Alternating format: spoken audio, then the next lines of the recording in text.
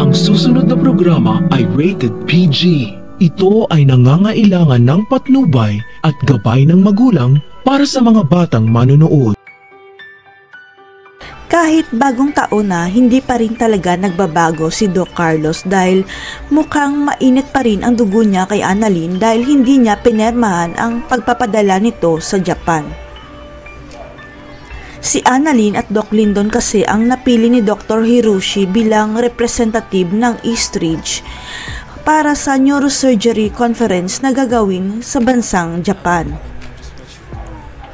Pero ayaw ni Doc Carlos na permahan ang slot para kay Annalyn dahil sa isip niya na lilipat naman si Annalyn sa Apex kahit hindi pa naman nakapagdesisyon si Annalyn na lumipat.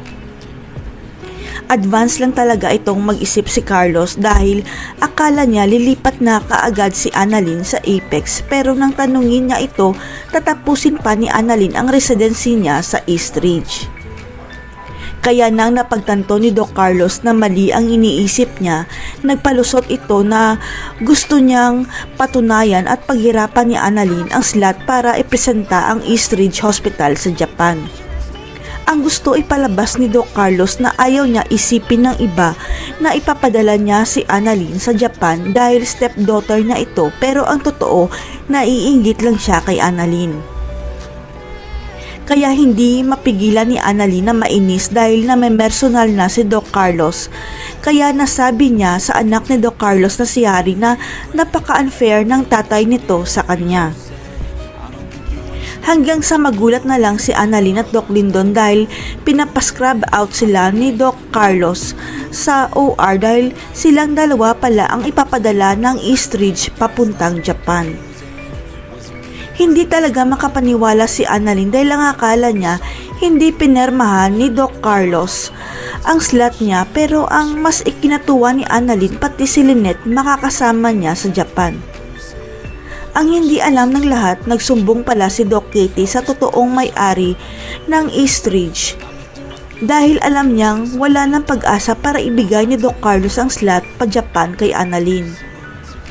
Nalaman kasi ni Doc Katie na ang totoong may-ari pala ng Eastridge Hospital ay walang iba kundi ang tunay na ina ni Lynette at si Annalyn na lang ang nag-iisa niyang apo at tagapagmana. Kaya sikretong pumunta si Doc Katie sa may-ari ng Eastridge at isunumbong ang ginawa ni Doc Carlos sa apo niyang si Annalyn kaya nagalit ang totoong may-ari ng Eastridge.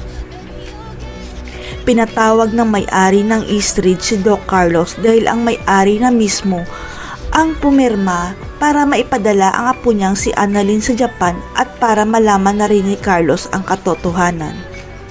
Ang katotohanan na si Annalyn at Lynette ang tunay na tagapagmana ng Eastridge. Kaya huwag pahirapan ni Carlos ang anak at apo niya kung ayaw niya mawala sa Eastridge. Kaya dali-daling pinascrub out ni Doc Carlos si Annalyn at Lyndon sa operating room para ipadala kaagad sila sa conference sa Japan dahil sa takot niya sa may-ari ng Eastridge. Malalaman kaya ni Annalyn na ang lola niya ang dahilan kaya siya ang ipapadala sa Japan? Pinakasalan kaya ni Carlos si Lynette dahil nalaman niya na sila pala ang may-ari ng Eastridge? Abangan.